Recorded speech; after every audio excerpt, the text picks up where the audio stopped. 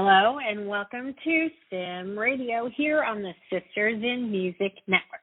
It's Monday Music Madness, and you're tuned into Mixing It with Nicki Kris. This is Nicki, and in case you don't know anything about me, I'm a singer-songwriter from Raleigh, North Carolina. My show celebrates women in the music and entertainment industry, providing an avenue for them to showcase their talents. Our motto, Sisters in Music, together we are stronger. My guest today is a singer-songwriter who grew up in a small village outside of Bratislava, Slovakia. She has experimented with various genres of music, releasing the pop-punk album Made of Marches with her band, The House United, as well as an electronica pop EP, Dream Girl. Currently based in Connecticut, she is working on her debut solo album. Please join me in welcoming Carmel Paradise. Welcome to Mixing It, Carmel. How are you? I'm good. Thank you for having me. Absolute pleasure. I am very excited to share you and our music with everyone, and we're going to get started. Why don't you tell us a little bit about how you started on your musical journey? Tell us about your background in music. Sure. I mean, I always grew up, sort of interested in music. Me and my sister both were really into music from a young age, and our parents were really supportive of that. My mom, enrolled us in, my sister took guitar, I took piano and singing and all that kind of stuff. So, we were really, exposed to music from a young age, and we also started songwriting together at a young age. So it's something that I've always just kind of done. To high school, we had a sort of pool program at our school where it was kind of like band, but instead of it being marching band, it was kind of like all kinds of music. And so that was also a really great experience for me to sort of be able to learn how to perform and all that kind of stuff. So it's kind of always just been a part of my life. I love that. And because you had so many different aspects of music potentially that you could learn about and maybe even perform in high school, do you have any particular musical influences that maybe you actually draw from or even look up to? Yeah, definitely. I mean, I think that because I enjoy a really wide variety of genres, and there have been periods of time where I was maybe more interested in a certain genre or a certain type of music. Maybe a cliche answer, but Taylor Swift was always a big songwriting influence. I think she has a real sort of unparalleled skill in songwriting, and that was always something really inspiring for me. But there was a long period of time where I was also really into pop punk music. And so a lot of the sort of pop punk bands of the early 2000s were really formative for me, All Time Low and My Chemical Romance, and those kinds of groups were always really a big deal for me, especially as a teenager. I love My Chemical Romance. Yeah. They're one of my favorites too, so I can certainly relate to that. So Taylor Swift is actually somebody that a lot of the young artists that I talk to mention, especially for her songwriting.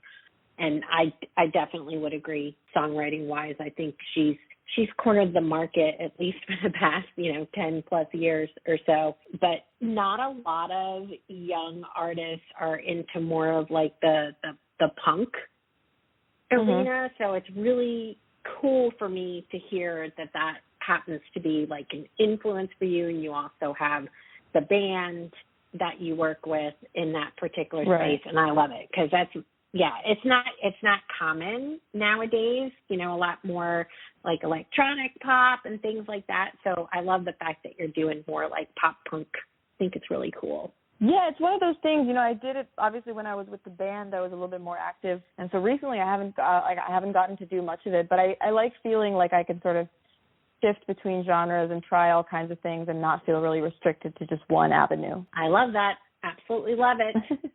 Well, let's talk about the first song that you brought with you to share. Tell me about your favorite color. What is this about?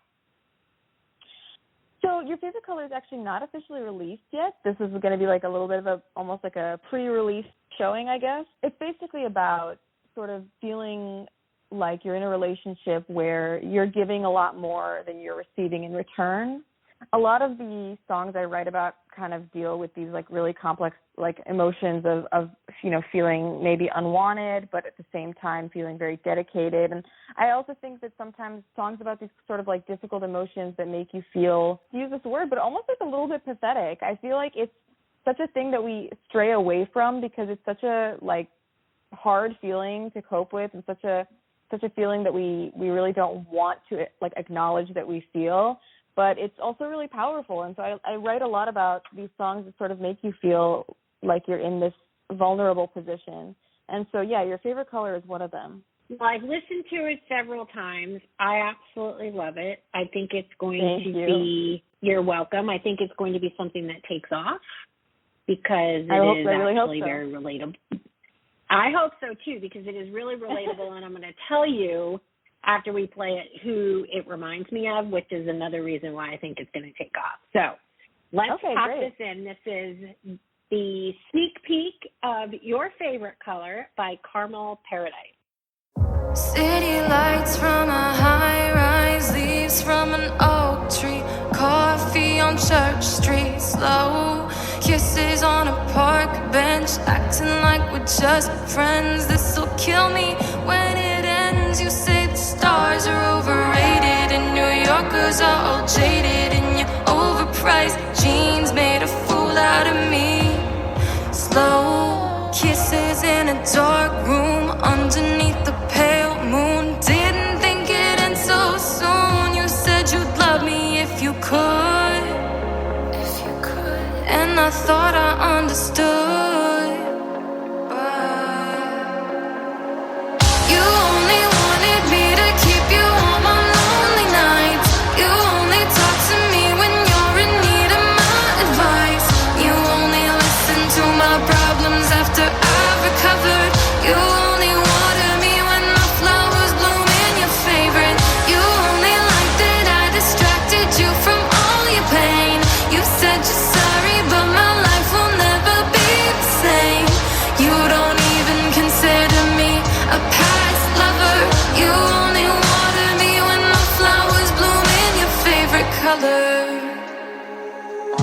Worn leather and warm weather, I never thought we'd mess up being together. Slow afternoons in your car, I let down all my guards. Didn't think it'd be this hard. You said you never really loved me. You still don't know how much that crushed me.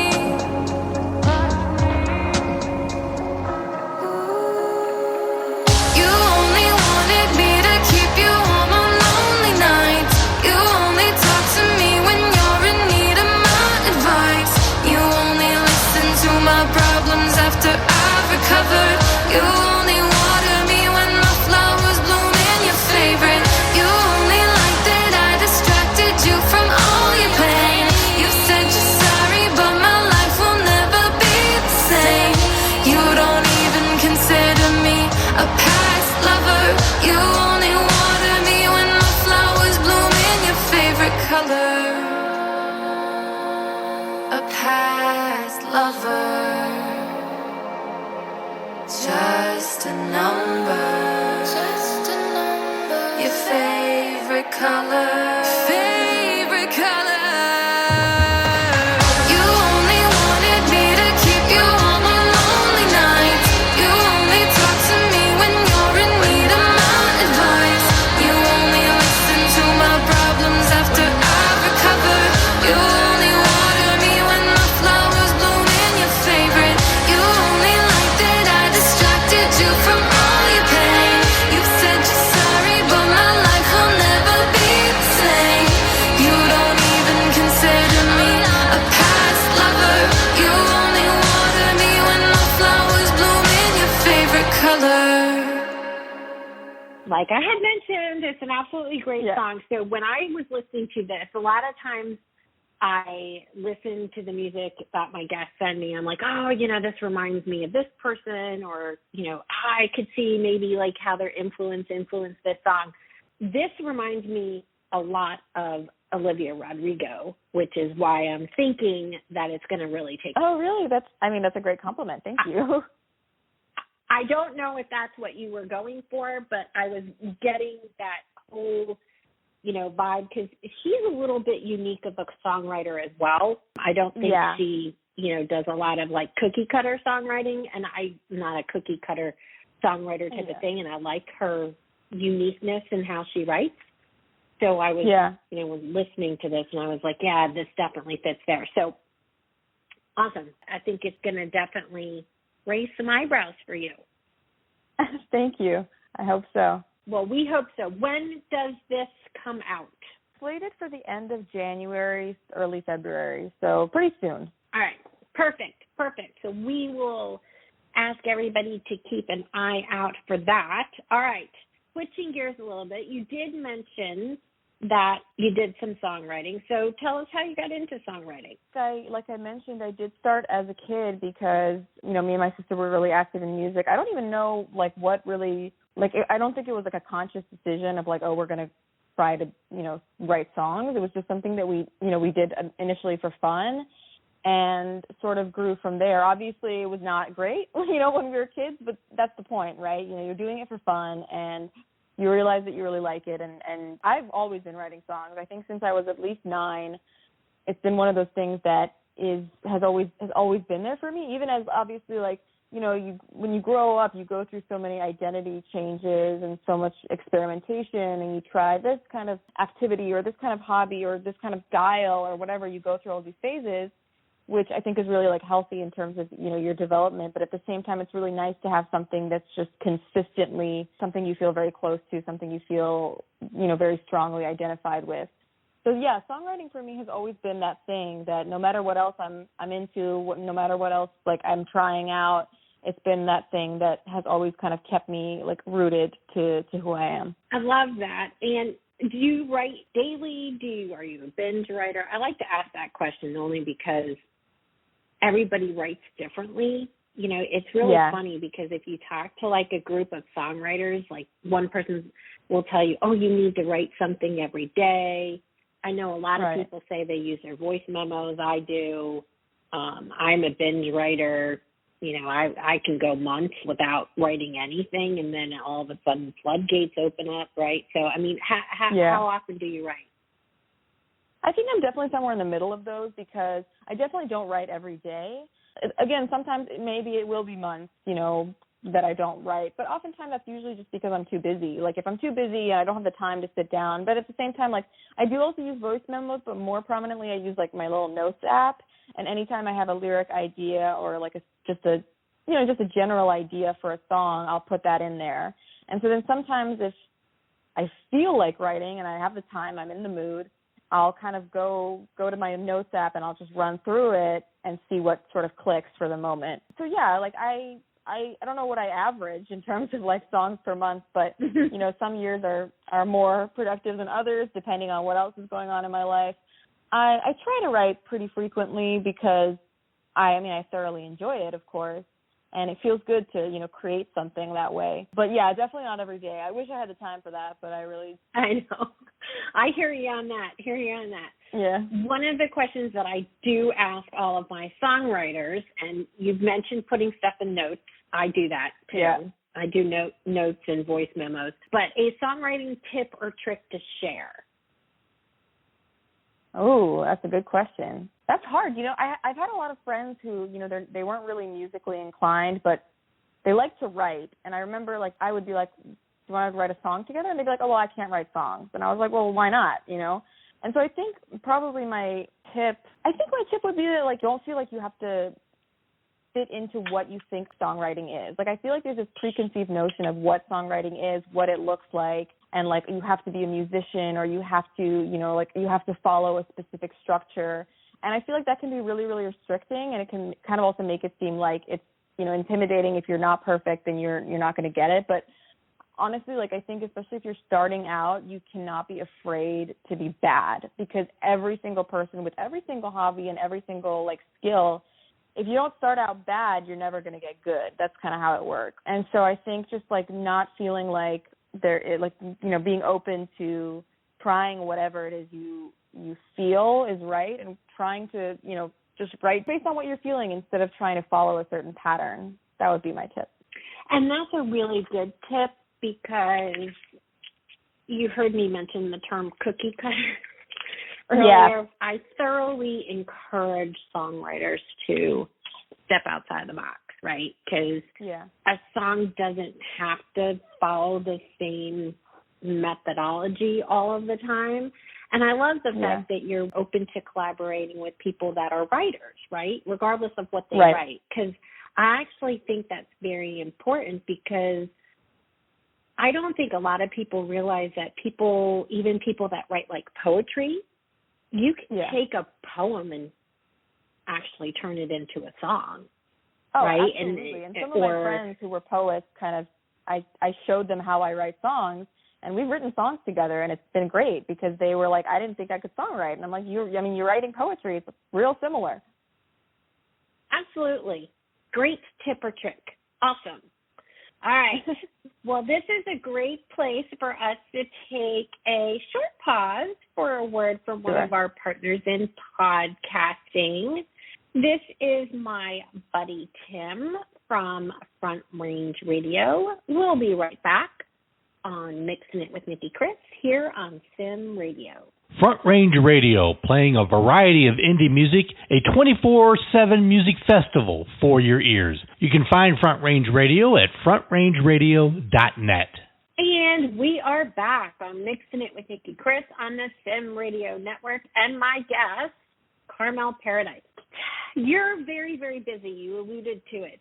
So can you give us a little bit of an overview? Yeah, I know. I can even hear it in your answers, and I know you're juggling a lot. Can you give us an overview of how you're juggling school, work, and music? I can try. I mean, so right now I'm in grad school full time. I work part time, and I'm obviously also doing music as much as I can on the side. It's a lot. It's a lot, and you have to kind of make sure that you're always prioritizing and always kind of having a sense of self-discipline, getting everything done that needs to get done. But I think it's one of those things where if you're passionate about what you're doing, it makes it a lot easier. Like, I'm so lucky to have a job that I really enjoy, to be studying something that I enjoy, as well as obviously be doing music, which is something that's, a huge deal for me. So I think that, if I was working a job that I really, really hated, it would be a lot more stress. So I think that definitely makes me a lot luckier, and it does make it a lot easier to handle. I think it's a pacing thing. You have to have a certain level of, time management, a certain level of knowing when to stop, knowing when to switch gears. It definitely takes some practice. I think that, when you first dive into something like that and you're doing a million things all at once, it definitely takes a while before you can kind of figure out how to balance everything together. But I feel like I'm kind of getting to that place where it's all right. Some days are easier than others. Some days I have absolutely no time to, clean my room or whatever, and it's a mess. Or other times I feel like I'm, scrambling to finish a paper on time or whatever. But in general, I feel like it just takes a lot of practice. It does take a lot of practice. And now I'm curious, what are you studying in school? I'm actually studying clinical mental health counseling. So I'm studying to be a counselor. Oh, wow. That's absolutely fantastic. Yeah. Wonderful. Good for you. Good for you. Thank you. See, that's actually really great, because that's a great major to be in, to utilize, your music, leverage your music for therapy and healing and all of that. So I actually can see those two going together. That's fantastic. Good for you. Definitely. And I think also vice versa. I think, working in the counseling profession, I work in the field right now, though not as a counselor, but I think it's also very, it's a very challenging but also rewarding job, because obviously you work with people who are struggling, but also people who are trying very hard to recover or to do their best, and that can be very inspiring. And so it does also kind of sometimes inform my songwriting. I could certainly see that. Definitely. Yeah. Definitely. Good for you. Awesome. Thank you. You're quite welcome. So obviously, juggling school, work, doing the music thing, what are your future music plans? Well, right now I'm working on an album. It's a sort of a concept album that's taken me I mean, I've been writing for it since I was probably like 18, so it's a big deal to me. It's something that I really want to put out there. Just recently relocated, and so I'm also kind of just trying to scope out, like, being near me, get to know people. I really enjoy, like, meeting other musicians and sort of collaborating, whether it is on a song or writing or just jamming. These are all things that I feel like are really great. So that's kind of where I'm at right now, writing, recording, and just trying to get a little bit more out there. Sounds wonderful. And besides working on that album, do you have any other writing projects that you're working on? I'm always writing. Like, it's kind of like, even if it's not specifically for the album, like, I'm always writing songs. It's kind of always something that's going on. But nothing in particular yet besides the album. I think I'm just kind of trying to put all my focus into it. Sounds like a plan. I like that. It's good to have a concept.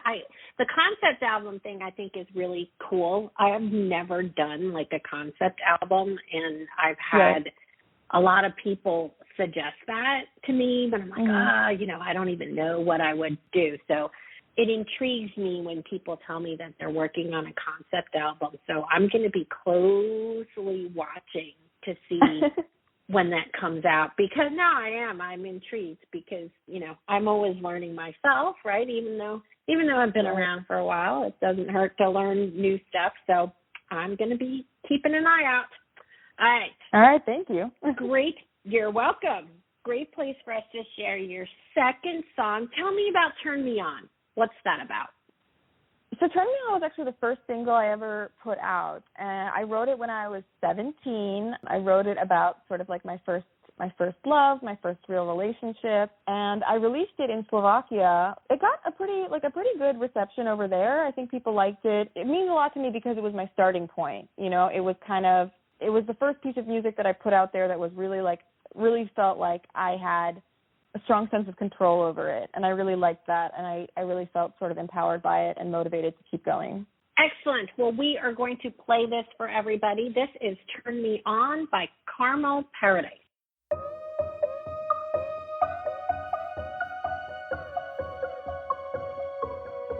You pick me up and you're oh so sad, till I'm kissing on your neck and you forget about that. Lean in quickly, shut up and kiss me, make it a surprise. Take me for a ride, and white knuckles on the wheel. Baby, tell me how it feels. Catch your breath, hit the gas, or pull over if you can't. Tell me party with you, sipping vodka and juice, red bikinis and a few cigarettes by the pool.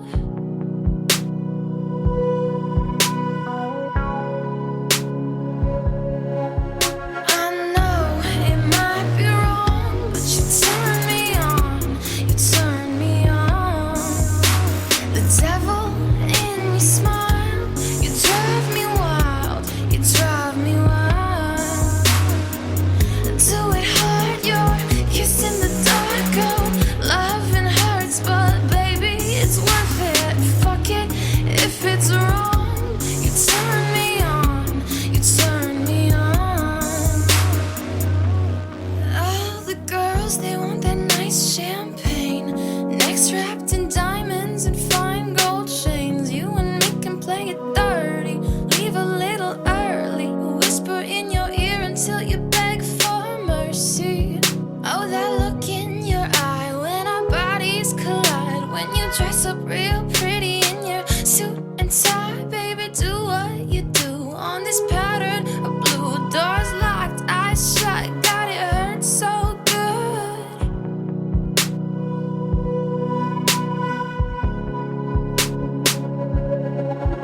I know it might be wrong, but you turn me on, you turn me on. The devil in your smile, you drive me wild, you drive me wild. Do it hard, you're kissing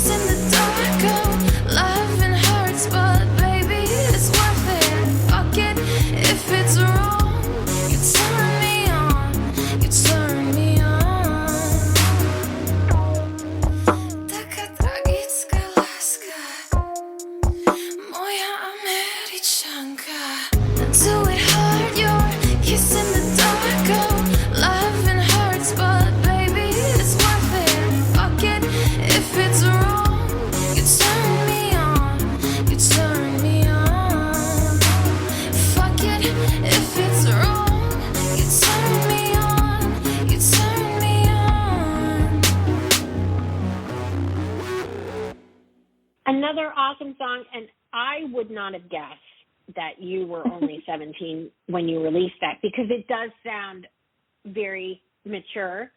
And I actually was going to comment and say, oh, yeah, this is another, like, Olivia Rodrigo vibe, but that wouldn't even make sense because she wasn't even around when, you know, you probably released this. But I think it's another great song, so congratulations. Thank you. It's actually, you know, even the other song, which obviously I'm putting out soon, I wrote it a couple years ago, so I didn't know of Olivia Rodrigo back then either. But I think sometimes certain songwriting styles just tend to be kind of similar, so. Yeah, you know, it's really, really hard because there are only so many notes and so many types of styles and things like that you can pick from a music perspective. But I actually love the fact that you just said that even the new song that you have coming out was written several years ago, because it just goes to show you, again, why I actually think it's going to take off, because it sounds, you know, it reminds me of her, and that right now happens to be very, very popular. So, you know, it doesn't matter that it was written several years ago, because it's relatable now, which is what's important. Sometimes songs are like that, where it doesn't really matter, like, when it was written, because the emotions kind of stay relevant, you know. It doesn't feel like it has to be, you know, from a specific time period. It just kind of, you know, speaks to a more long, like, timeless sense of emotion. Yep, exactly. All right. Well, before we sign off, anything else you would like to share with our listeners? Where can they find you on social media? Is there anything we should watch out for in the next 6 months? You know, give us kind of like a, hey, find me here, and what can we expect from you in the next 6 months? Sure. You can find me on Instagram at Carmel Paradise, and I will be song as well as some other stuff coming up, so definitely keep an eye out for new music. I'm also obviously available on Spotify if you want to check out any of the songs I've put out so far. Excellent. Well, I would like to thank my wonderful guest, Carmel Paradise, for taking the time to chat with me today. It has been an absolute pleasure. Thank you, everyone, for tuning into Mixin' It. On behalf of all of us at Sim Radio, this is Nicki Kris.